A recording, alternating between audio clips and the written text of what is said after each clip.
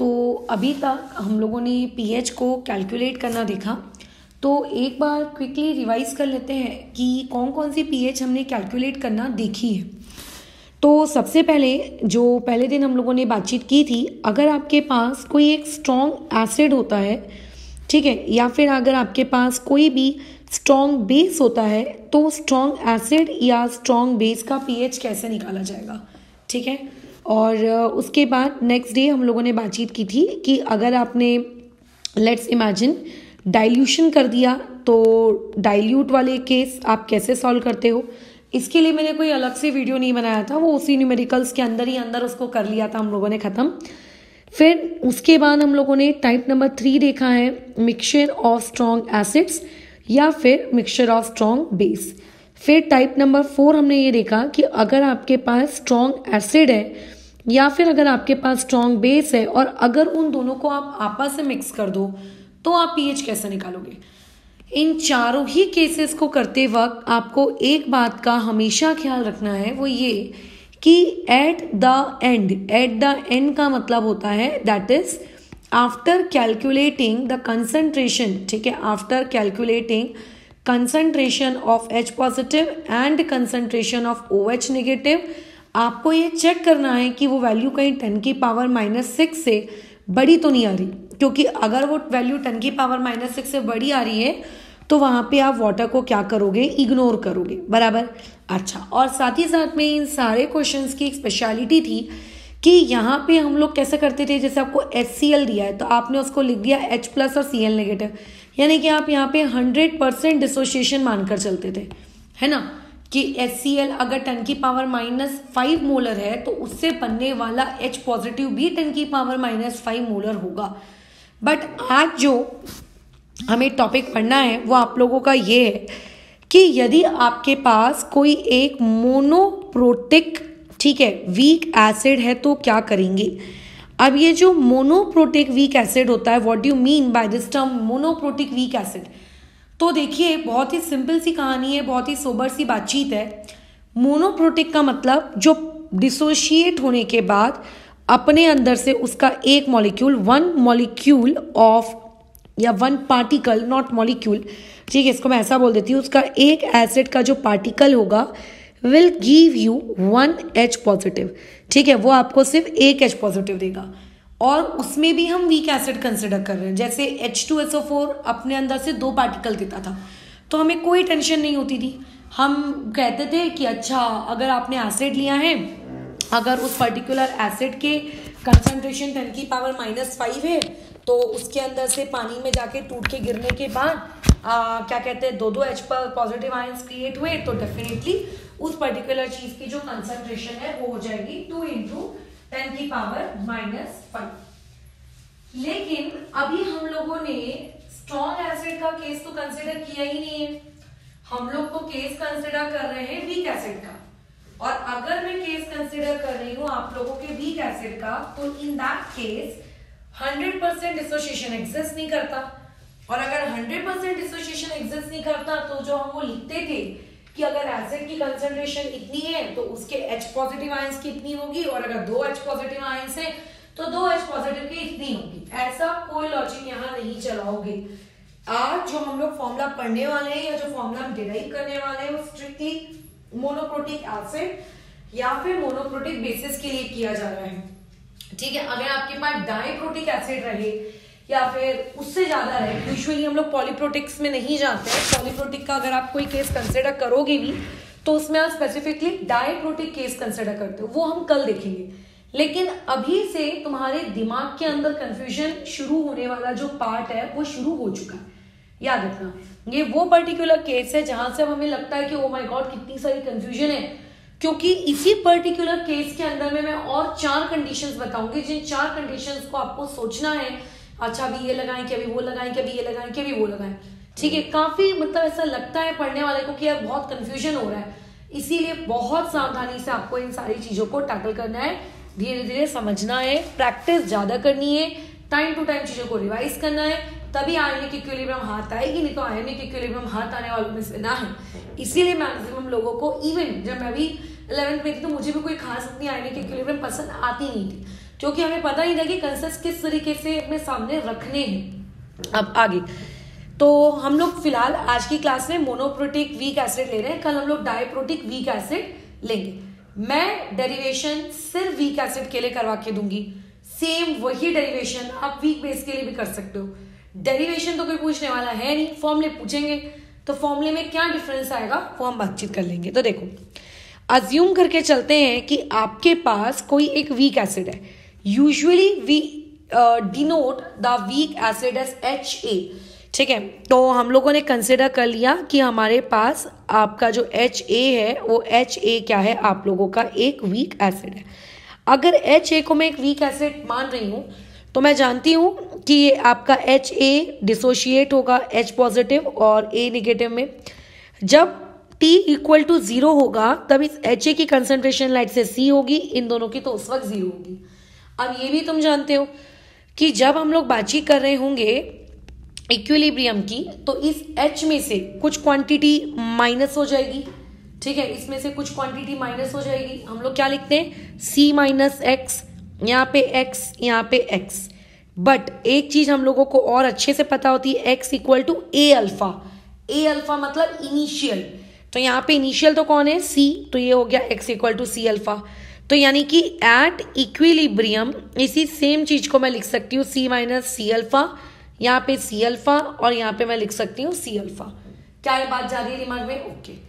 अब उसके बाद जब जब एक वीक एसिड की बात होती है या फिर जब जब एक वीक बेस की बात होती है तो हमेशा उन वीक एसिड्स या उन वीक बेसिस के लिए हम उनका क्या डिफाइन करते हैं, डिसोशिएशन कांस्टेंट।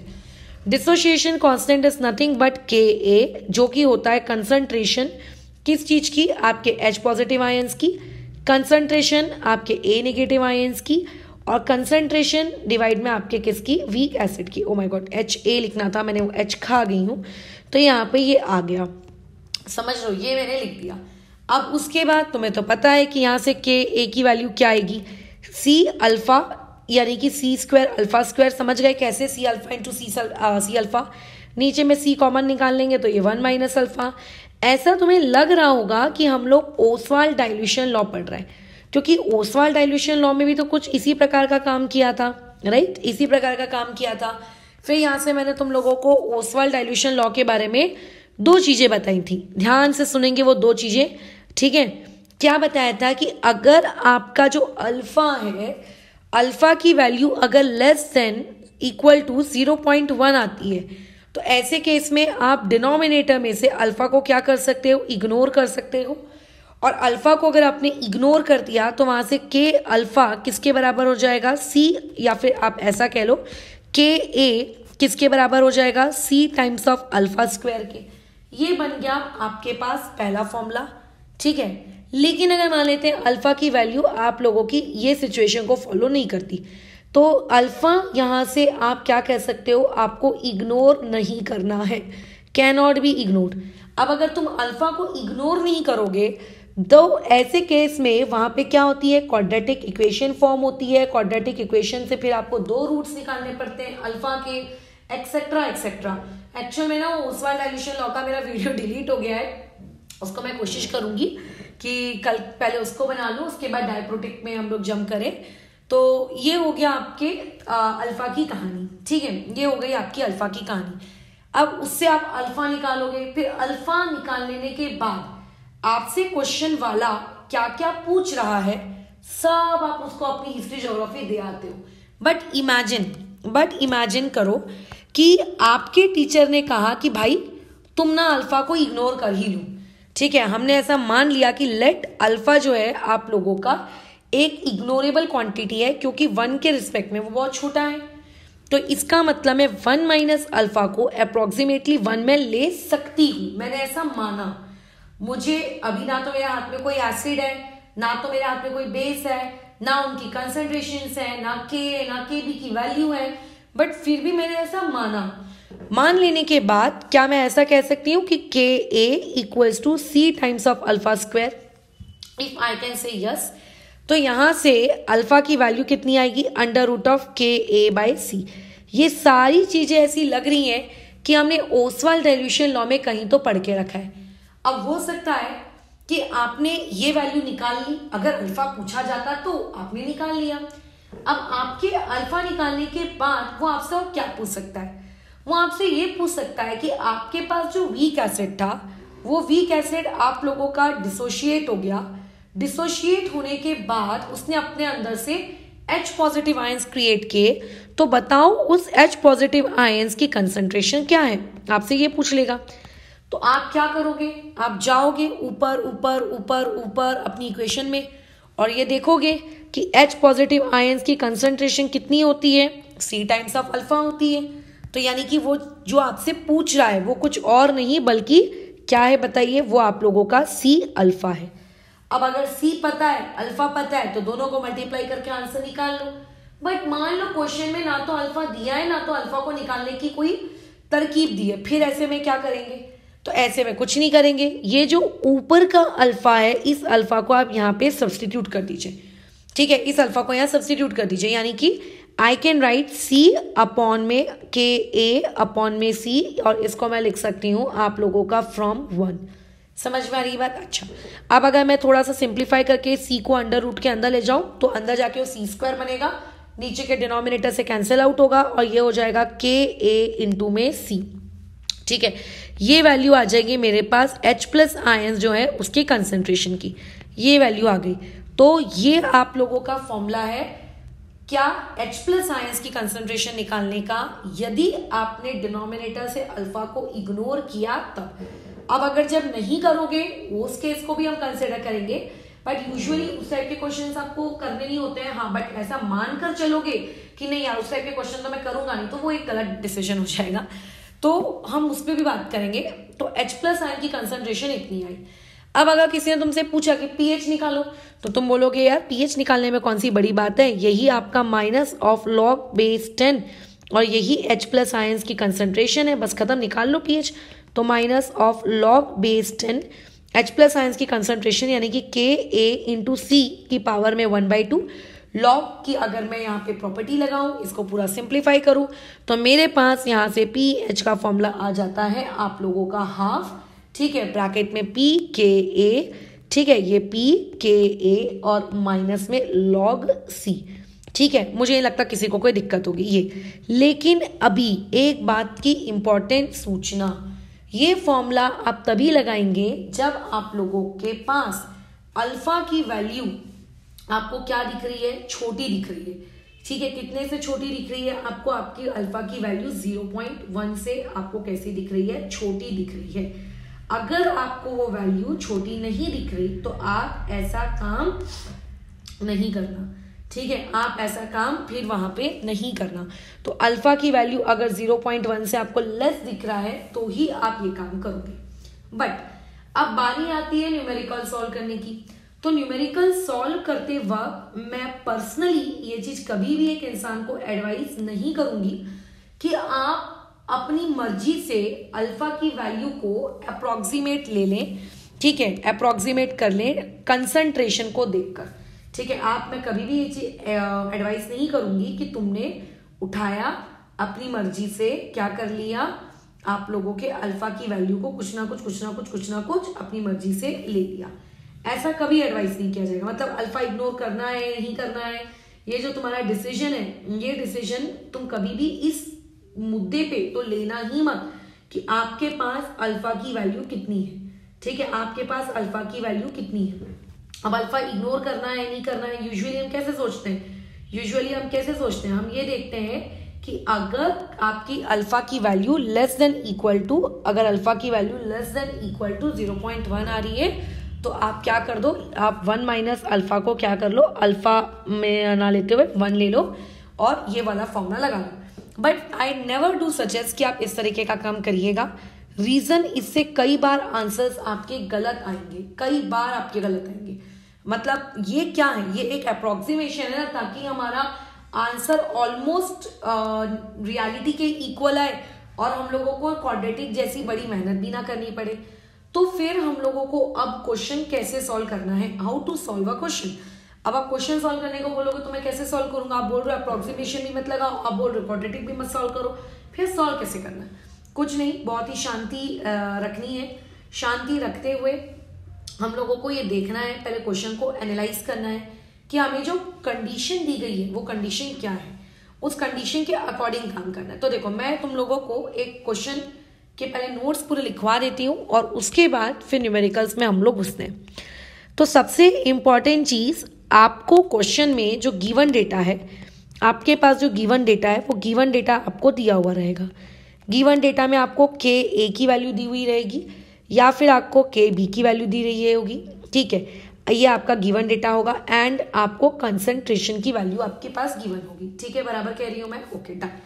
अब ऐसे में क्या हो जाएगा बताओ, अब ये जो चीज है, ठीक है, आप लोगों की के और के बी अगर आपको गिवन है और आपको कंसंट्रेशन आपको गिवन है, तो ऐसे में आप चुपचाप अपना छोटा सा दिमाग लगाना और वहां पे आप अल्फा कैलकुलेट करो। अल्फा कैसे कैलकुलेट करते हैं, देखो पढ़ो, के ए अपॉन में सी, या फिर अगर बेस है तो के बी अपॉन में सी। आपने ये अल्फा कैलकुलेट किया, ये अल्फा सिर्फ हम कैलकुलेट कर रहे हैं, ठीक है। हम ये अल्फा हम लोग सिर्फ क्या कर रहे हैं, कैलकुलेट कर रहे हैं इस अल्फा को, लेकिन हम लोग यूज नहीं करेंगे कभी भी कैलकुलेशंस के दौरान, ठीक है। ये अल्फा सिर्फ कैलकुलेट किया जा रहा है। अब मान लेते हैं जो आपने गिवन डेटा से आपने अल्फा कैलकुलेट किया और इस कैलकुलेटेड अल्फा की वैल्यू मानकर चलो आप लोगों की निकल कर आती है कितनी, 0.1 से छोटी, ठीक है। अगर आपकी ये वैल्यू निकल कर आती है 0.1 से छोटी, तो ऐसे केस में आप उसमें मतलब सीधा क्या करो, सोचो कि अब क्या करें, 0.1 से छोटी आ रही है तो डिनोमिनेटर में हम लोग उसको क्या कर देते हैं, इग्नोर कर देते हैं। अब यहाँ पे आप ये देखना कि अगर कैलकुलेट करने पे ये अल्फा की वैल्यू आप लोगों की लेस देन इक्वल टू कितनी आ जाए, 0.1 आ जाए, तो आप क्या करो, इग्नोर कर दो, ठीक है। आप इग्नोर वाला फॉर्मूला यूज करो। कौन सा वाला फॉर्मूला यूज करो, इग्नोर वाला फॉर्मूला यूज करो।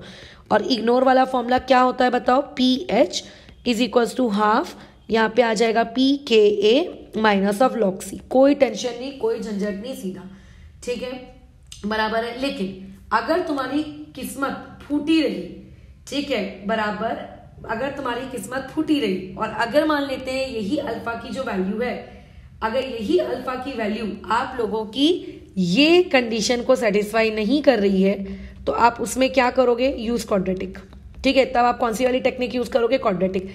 ये सारी बातें उसी प्राणी को समझ में आ रही होंगी जिस प्राणी को ओसवाल्ड डाइल्यूशन लॉ पता होगा, ठीक है। ये बात समझ में आई। अच्छा, अब मान लेते हैं आपने क्या किया, ये तो एक नोट हो गया। अब पॉइंट नंबर 2, आपने मान लेते हैं अल्फा की वैल्यू आपकी ये भी लाई कर रही है, आपकी अल्फा की वैल्यू वो भी लाई कर रही है। फिर अब ऐसे में क्या करेंगे, तो ऐसे में एक बहुत ही इंपॉर्टेंट एक और केस यहाँ पे बनता है। वो इंपॉर्टेंट केस यहाँ पे कुछ इस प्रकार से बनता है कि आपके पास जो अल्फा निकल के आता है, अगर आपके पास जो मतलब एसिड है, अगर मान लेते हैं उस एसिड की कंसंट्रेशन ऑफ एसिड जो भी है, उसकी कंसंट्रेशन ऑफ एसिड की वैल्यू आपने कैलकुलेट कर लिया, ठीक है। आपने ऊपर के 2 केसेस से अल्फा निकाल लिया, उस अल्फा से आपने यहाँ से H प्लस की कंसंट्रेशन निकाल ली और H प्लस की कंसंट्रेशन से आपने pH निकाल लिया, यहाँ से भी आपने H प्लस की कंसंट्रेशन निकाल ली क्वाड्रेटिक के थ्रू और फिर आपने pH निकाल लिया, बराबर है।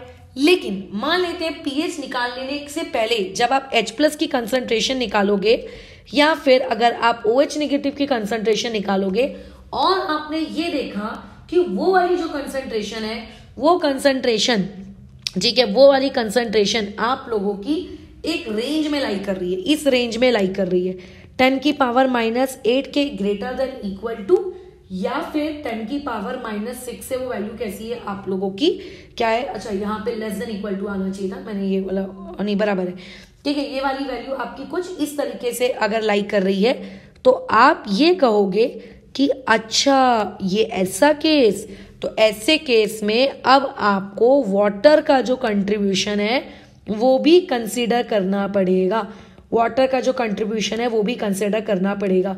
क्या ये कुछ नया पढ़ रहे हैं क्या हम लोग? ऑब्वियसली नहीं, कुछ भी नया नहीं पढ़ रहे, बिकॉज अभी अभी हमने स्ट्रॉन्ग एसिड्स के ऊपर कैलकुलेशन की थी, वहां पे भी देखो हम लोग वाटर को कंसीडर करते थे। तो अगर ये इस रेंज में आया तो वाटर की कंसंट्रेशन को आप क्या करना, कंसीडर करना। लेकिन अब कई बार क्या होता है, एक केस नंबर 3 भी अराइज हो जाता है, वो केस नंबर तीसरा बहुत रेयर है, वो यूजुअली आपके पास नहीं आएगा। केस नंबर तीसरा ये होता है कि आपने कंसंट्रेशन निकाली, एक बार उस निकाली हुई कंसंट्रेशन को आप के ए या फिर आपका जो के बी है उसके साथ ना मल्टीप्लाई करके चेक करो। एक बार मल्टीप्लाई करके देख लो। मैं इसको हटा देती हूँ, नहीं तो कन्फ्यूजन हो जाएगा तुमको कि वो डिवाइड में है। आप मल्टीप्लाई करके देखो, और अगर आपकी ये वाली वैल्यू का जो भी आंसर है अगर वो ग्रेटर देन 10⁻⁻13 वाले रेंज के ऊपर या इक्वल टू जा रहा है तो ऐसे केस में आप लोगों को दिक्कत आ जाएगी। फिर यहाँ पे हम लोग क्या करेंगे, इस केस को मिक्सचर ऑफ 2 वीक एसिड्स के केस के जैसे सॉल्व करेंगे, जो हम लोगों को आगे पढ़ना है। Mixture of 2 weak acids, but ये यूजुअली आपको एनकाउंटर होते हुए नहीं मिलेगा। ठीक है, तो टोटल कितने केसेस हो गए? 3। अच्छा, अब एक चौथे केस में आते हैं। चौथा केस हम लोगों के पास बहुत ही आसान है। चौथा केस देखो, सिंपली मतलब चौथा कोई केस नहीं है। चौथा केस बेसिकली यही था जो दूसरा था, कि अगर मान लेते हैं कंसंट्रेशन इतनी ज़्यादा वैल्यू की हो गई तो आपको उसको एज अ स्ट्रॉन्ग एसिड का जैसा आप कैलकुलेशन करते थे वैसी कैलकुलेशंस के थ्रू आपको आगे बढ़ना पड़ेगा। अब यहाँ पे हम लोग इसके क्वेश्चन आंसर्स देखते हैं। ठीक है, उस बारे में हम लोग बातचीत करते हैं। तो अब आगे आ जाओ क्वेश्चंस पे। तो पहला क्वेश्चन ये रहा तुम्हारे सामने, क्या कैलकुलेट करना है वो पढ़ो जल्दी से।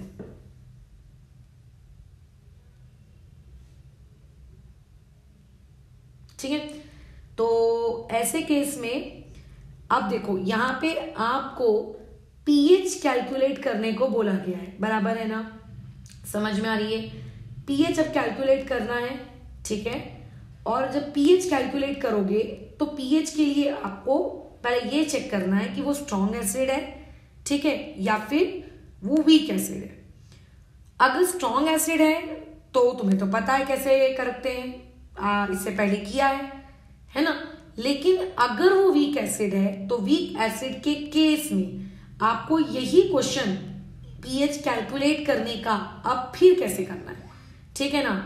तो ऐसे में बहुत ही सिंपल है। आप सबसे पहले जो आपको एसिड दिया है उसको चेक कर लो कि वो मोनोप्रोटिक है कि वो डाइप्रोटिक है।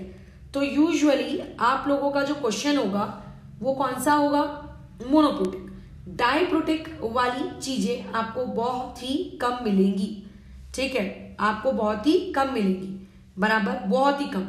ये CH3COOH की बात कर रहा है, बराबर। तो ऐसे में होगा क्या, ये अपने अंदर से जब टूटेगा वो चीज क्या हो जाएगी, आप लोगों की एक H+ आयन को प्रोड्यूस करके देगी। ठीक है, कितने H+ आयंस प्रोड्यूस करके देगी? एक H+ आयंस को प्रोड्यूस करके देगी। अब इसके क्वेश्चन कैसे करते हैं? पहले तो जो भी रिएक्शन है उसको डिसोशिएट कर लो। जैसे CH3COOH इक्विलिब्रियम में वीक एसिड इक्विलिब्रियम मेंटेन करते हैं, बराबर, कुछ इस प्रकार से। ठीक है ना? अच्छा, अब यहाँ पे T = 0 पर इसकी कंसंट्रेशन C मानते हैं हम लोग, इसका 0, इसका 0, बराबर। ये इतना तो आता ही है। अच्छा, बिल्कुल आता है। अच्छा, 1 मिनट रुकना, हाँ, एक मुझे इंपॉर्टेंट काम है।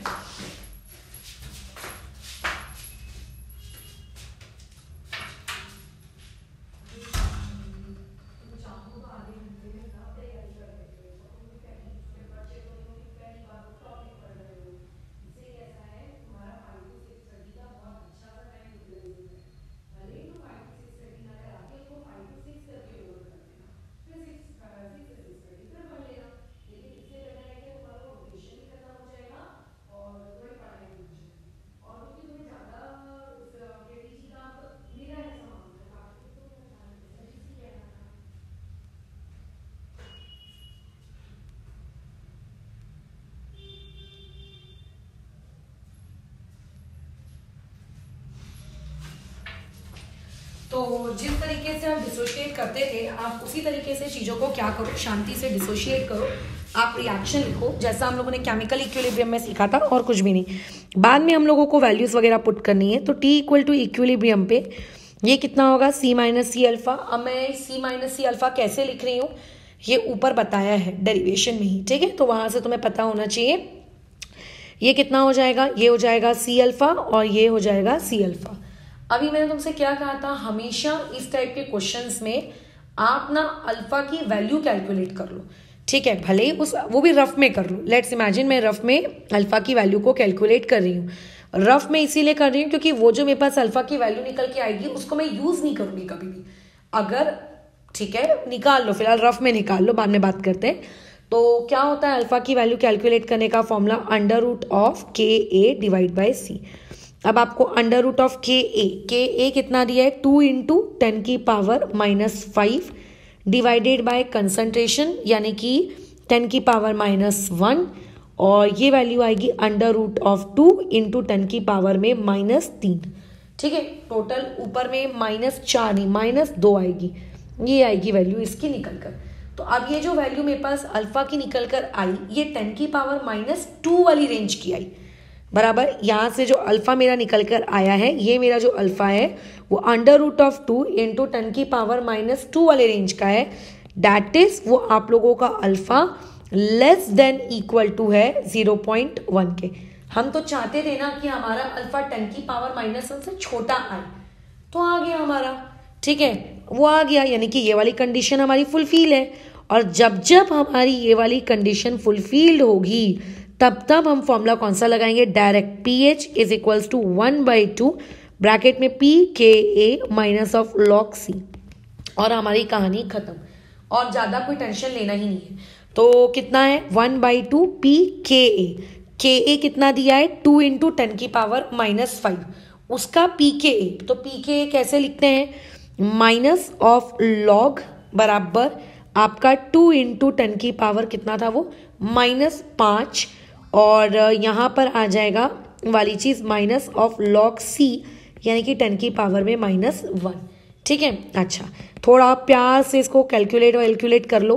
तो यहाँ पर आ जाना है इस पर्टिकुलर चीज को, अच्छा pH निकालना है क्या इस क्वेश्चन में, हाँ pH निकालना है। तो ये आ जाएगा 10 की पावर -5, ओके, प्लस -5 log 10 यानी कि यहाँ पे आएगा 5, फिर आएगा माइनस ऑफ log 2, और उसके बाद आ जाएगा प्लस आपका 1। तो 5 + 1 ये हो गया आपके पास 4 माइनस 0.3010, ये मेरे पास वैल्यू आ गई। और उसके बाद अगर मेरे पास 4 में से मैं 0.3010 को माइनस कर दूं तो 3.699 के करीब आएगा डेटा, और उस डेटा को फिर अगर हम लोग 2 से डिवाइड करें तो 1.84 के आसपास कुछ आएगा। तो ये यहाँ से हम लोगों का pH निकल के आ गया। यानी कि अगर आपके पास एसिटिक एसिड कितना हो, अगर आपके पास एसिटिक एसिड आप लोगों के पास कितना हो 10 की पावर -1 की कंसंट्रेशन का है, तो आप उसका pH इस तरीके से निकालेंगे। ठीक है, आप उसका pH कैसे निकालेंगे, इस तरीके से निकालेंगे। खत्म कहानी, खत्म कहानी, और कुछ भी नहीं है। ठीक है, और कुछ भी नहीं है। लेकिन अब इसी क्वेश्चन के केस नंबर 2 में आऊं, जो इसका केस नंबर 2 बहुत इंपॉर्टेंट है एक कंसेप्ट को समझने के लिए। कितना दिया हुआ है 10 की पावर -3 मोलर CH3COOH बराबर है ये वाली चीज आप लोगों की कितनी दी हुई है 10 की पावर -3 CH3COOH। अब इस केस को देखो कैसे सॉल्व करेंगे। तो इसी के क्वेश्चन के केस नंबर 2 के लिए आपको कंसंट्रेशन दी है 10 की पावर -3, आपके पास Ka वही है 2 इंटू 10 की पावर -5। अब यहाँ से ना आप एक काम करो, अल्फा कैलकुलेट करो। तो अल्फा कितना हो जाएगा बताओ, अल्फा हो जाएगा आपका Ka डिवाइड बाय कंसंट्रेशन, यानी कि 2 इंटू 10 की पावर -5, ऊपर गया तो +3 यानी कि -2, तो ये हो जाएगा अंडर रूट ऑफ 2 इंटू 10 की पावर -1, यानी कि ये वैल्यू आ जाएगी तुम्हारे पास ये 1.414 होता है, और ये 10 की पावर -1 यानी कि ये वैल्यू आई 0.1414। अब ये मेरे पास अल्फा आ गया। अब क्या मेरा ये अल्फा 0.1 से छोटा है, नहीं, इस केस में मेरा जो अल्फा है वो मेरा 0.1 से बड़ा आ गया है।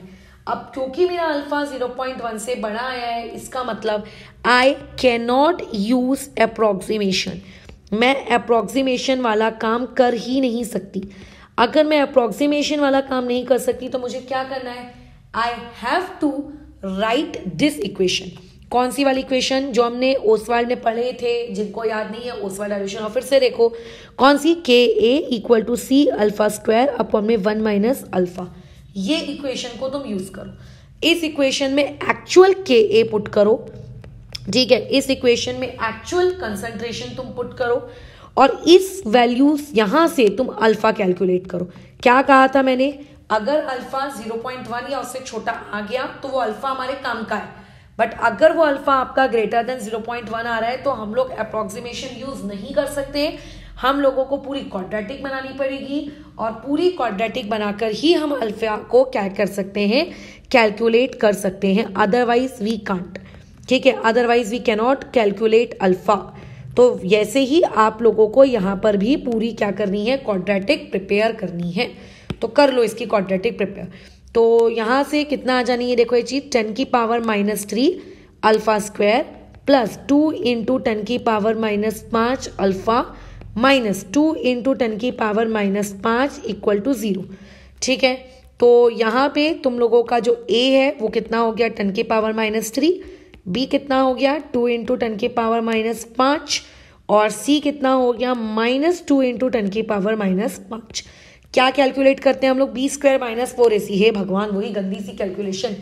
तो बी स्क्वायर माइनस 4ac यानी कि 4, एक minute, B square minus 4ac की वैल्यू कैलकुलेट करो, 4 इंटू 10 की पावर -10 माइनस ऑफ 4ac यानी कि प्लस आएगा और 4 इंटू 2 दैट इज 8 और 10 की पावर में ये आएगा -8।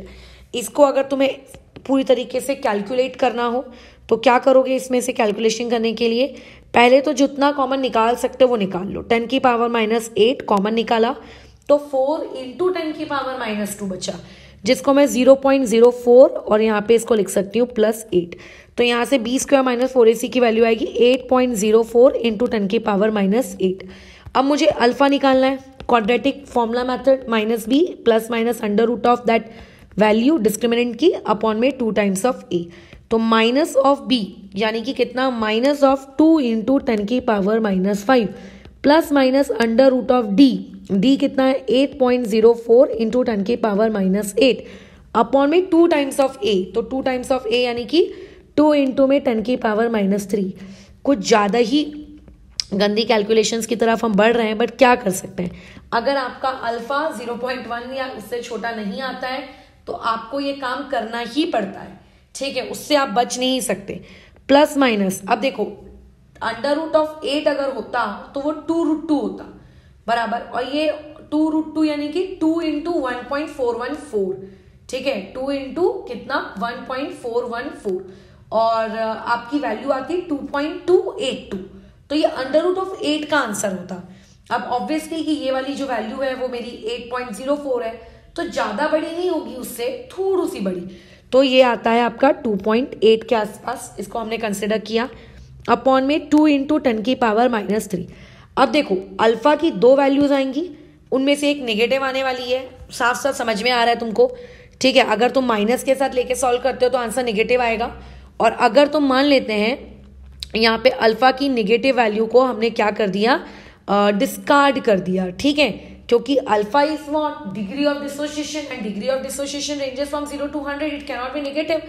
तो अब यहाँ से अल्फा की वैल्यू कैसे निकालोगे, -2 इंटू 10 की पावर -5 प्लस 2.8 अपॉन में 2 इंटू 10 की पावर -3। ये ऐसे कितना मतलब अजीबोगरीब काम है। अब क्या करें, अब देखो इसमें से ना कॉमन निकालने वाली टेक्निक का इस्तेमाल करो। कॉमन निकालोगे क्या, 10 की पावर -5 कॉमन निकालो। तो अगर 10 की पावर -5 कॉमन निकाला तो ये देखो ये बन जाएगा 2.8 इंटू 10 की पावर 5, ठीक है, 2 इंटू 10 की पावर 5।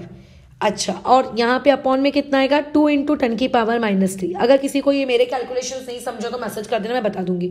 तो यहाँ से ऊपर में क्या बचा, 10 की पावर -2 बचा, ये 1/2 था तो इसको मैंने 0.5 कर दिया, और यहाँ ब्रैकेट में ये जो क्वांटिटी है इसको क्या लिख सकते हो 2 8 और 4 बार 0, 1 2 3 4 जीरोस लगा दिए बराबर, और ये यहाँ पे -2। अब देखो ये ज़्यादा आसान है, ठीक है, ये वाली जो चीज़ है आप लोगों की ज़्यादा आसान है।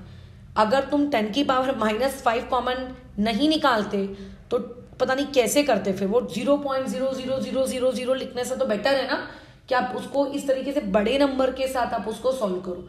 ठीक है, तो ये आंसर आ जाएगा आपके पास कितना 2 7 9 9 और एक और 9 8 इंटू में 0.5 इंटू में 10 की पावर -2 मल्टीप्लाई करना पूरा आएगा क्योंकि 8 5 40 होगा, पॉइंट हट जाएगा, कैरी 4 हो जाना है। ठीक है, इस तरीके से तो ये वाली जो चीज़ है 8 5 40 8 5 9 45 45 प्लस 4 9 तो ये हो गया 1 2 3 4 कैरी तो 13 और ये 1 और 10 की पावर -2 भी है तो इस चीज़ को मैं लिख देती हूँ इतना। तो ये मेरे पास अल्फ़ा की वैल्यू आई, कितने की वैल्यू आई अल्फ़ा।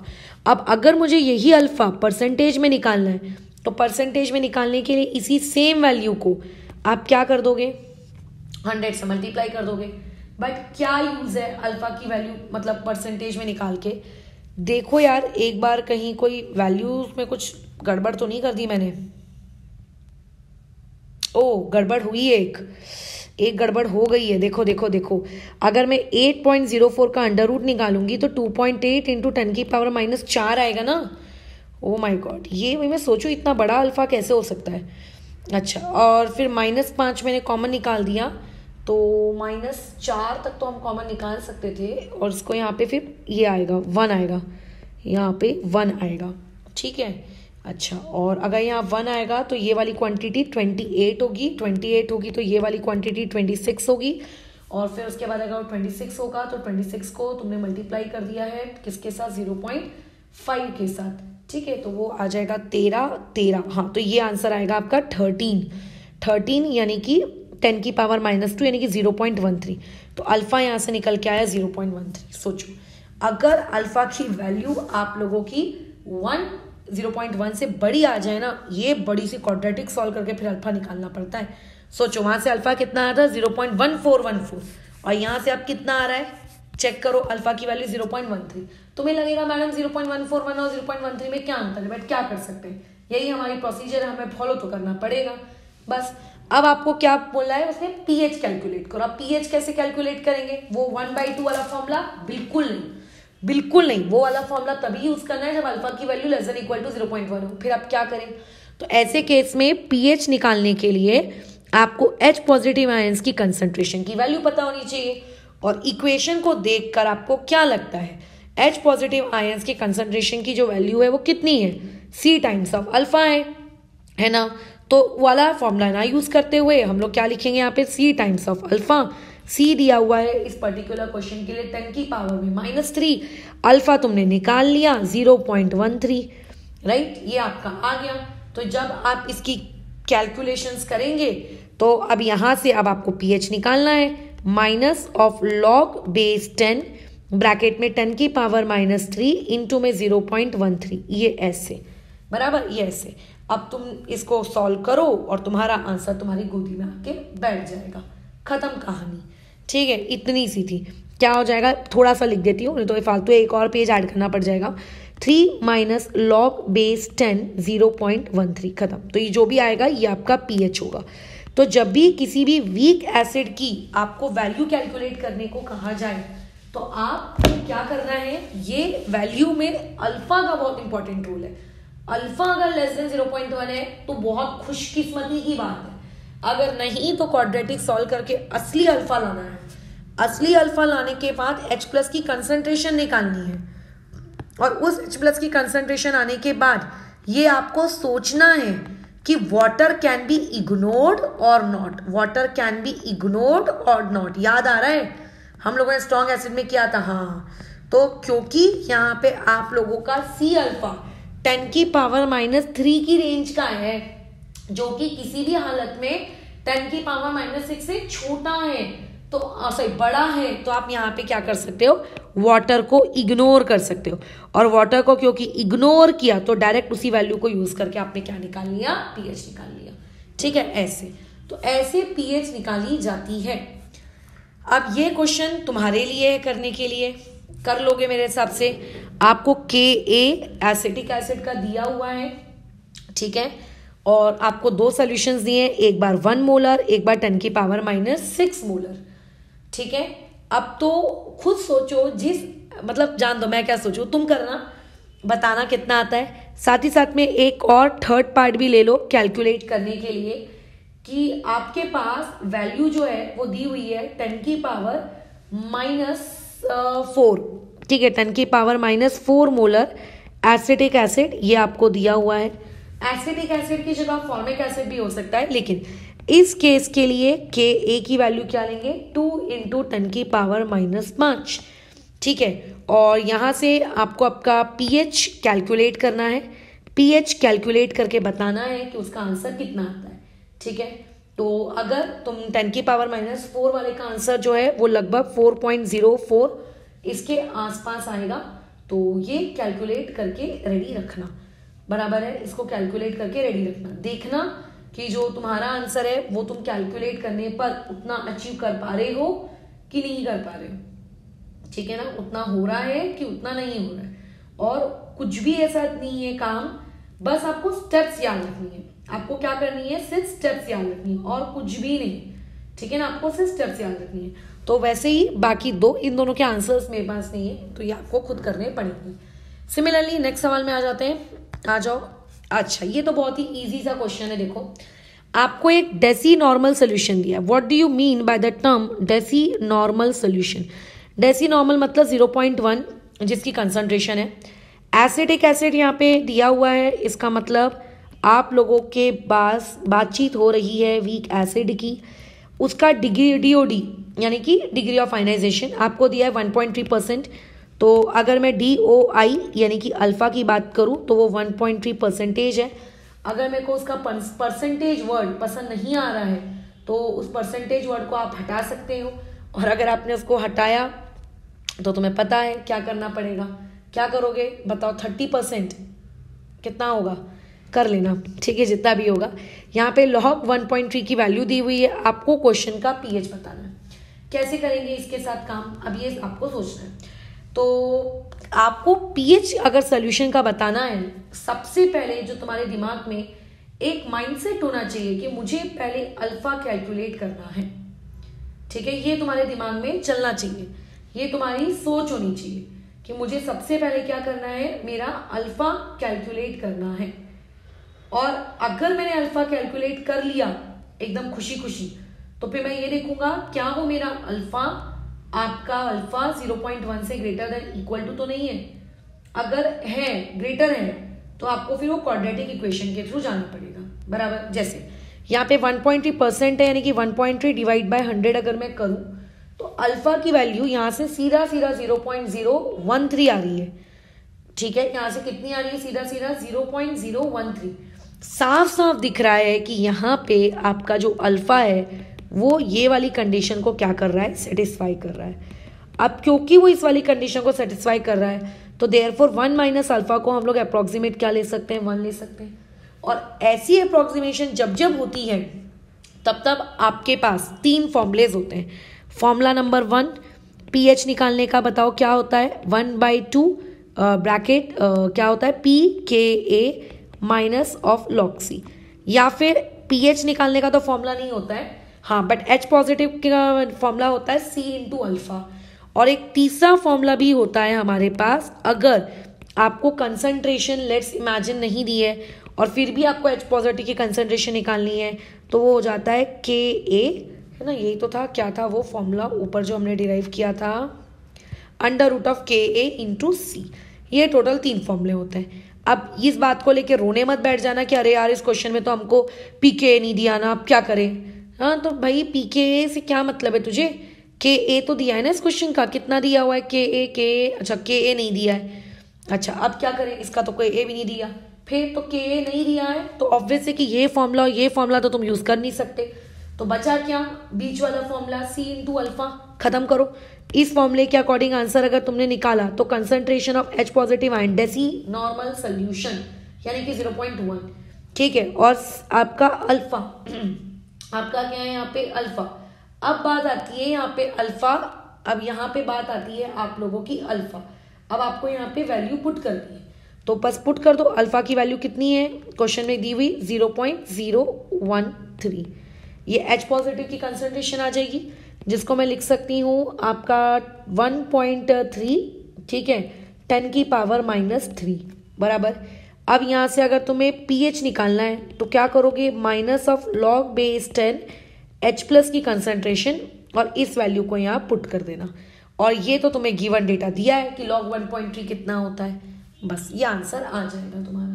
ठीक है, इससे तुम लोगों का आंसर निकल कर आ जाएगा।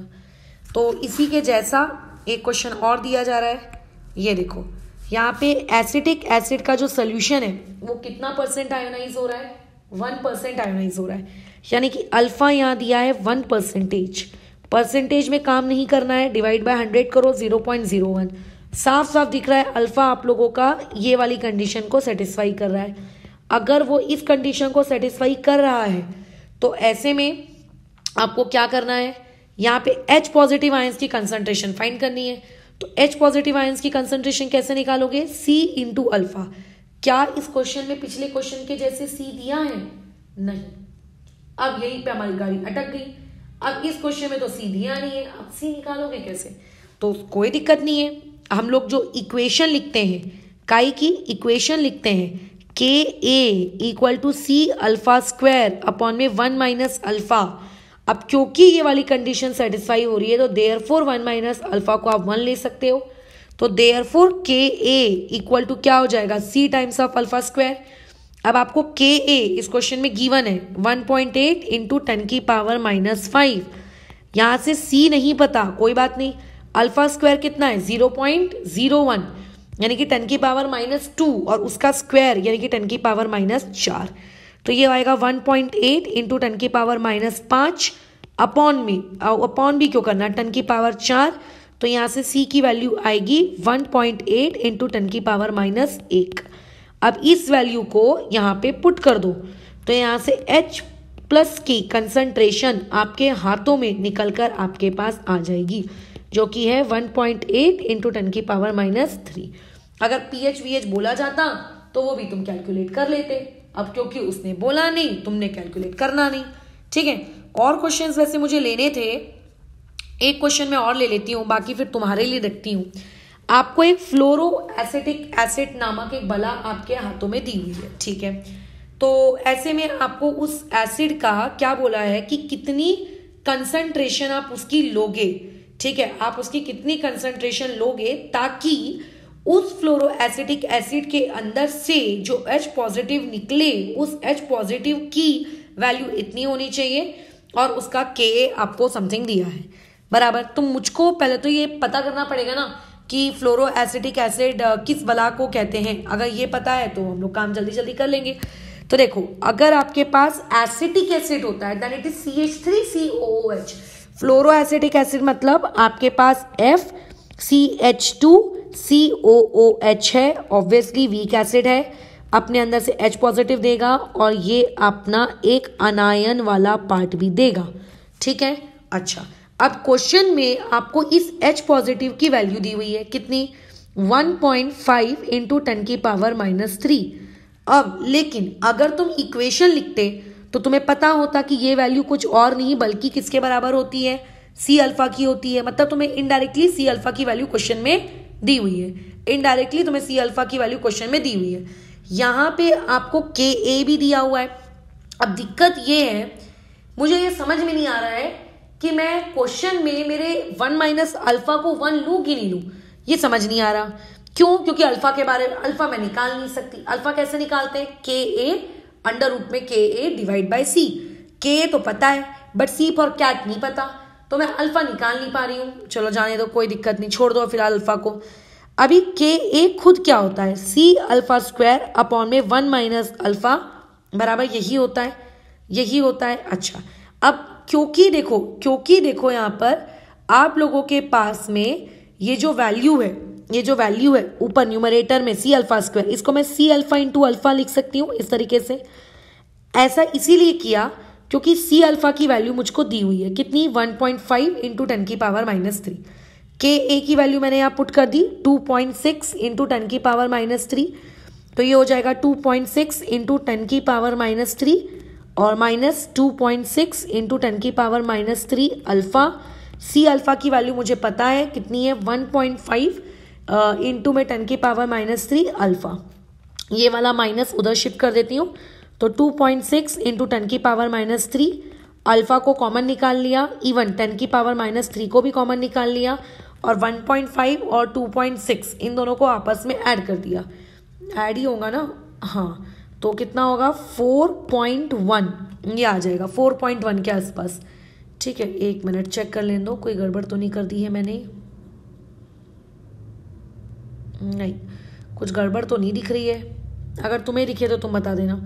तो यहाँ से अल्फ़ा में पहले तो इसको हटा दो, तो अल्फ़ा अगर आपको अब निकालना है तो 26 डिवाइड बाय 41, जो कि ऑब्वियस 0 पॉइंट की रेंज में आएगा, तो ये 0.6 के आसपास कुछ आता है। ये अल्फ़ा की वैल्यू कितनी आती है, 0.6 के आसपास आती है। अच्छा हुआ हमने इग्नोर नहीं किया, हम तो 0.1 से थोड़ा भी बड़ा हो जाता है तो इग्नोर कर देते हैं, यहाँ इग्नोर करते हैं इसको। तुम अभी तुमको तो पता है कि जो तुम्हारा सी अल्फ़ा है वो 1.5 इंटू 10 की पावर -3 है। अब अल्फ़ा की वैल्यू यहाँ पुट कर दो 6 इंटू 10 की पावर -1, तो ये 1.5 इंटू 10 की पावर -3। कैलकुलेशन करोगे सी की वैल्यू निकल के आ जाएगी 15, ये 10 की पावर -3 वैसे का वैसी 15/6 यानी कि 5/2, 5/2 यानी कि 2.5, 2.5 इंटू 10 की पावर -3। मतलब फ्लोरो एसिटिक एसिड की कंसंट्रेशन कितनी लेनी पड़ेगी, 2.5 इंटू 10 की पावर -3। ठीक है, अब मेरे हिसाब से ये वाले क्वेश्चंस तुम्हें करने चाहिए, इनके आंसर्स हम लोग नेक्स्ट क्लास में डिस्कस कर लेंगे। ठीक है, 2 क्वेश्चन मैं होमवर्क में दे रही हूँ और ऊपर वाले तो है, तो बस इसका अटेम्प्ट रेडी रखना। ठीक है, फिर हम लोगों का जो नेक्स्ट टॉपिक होगा वो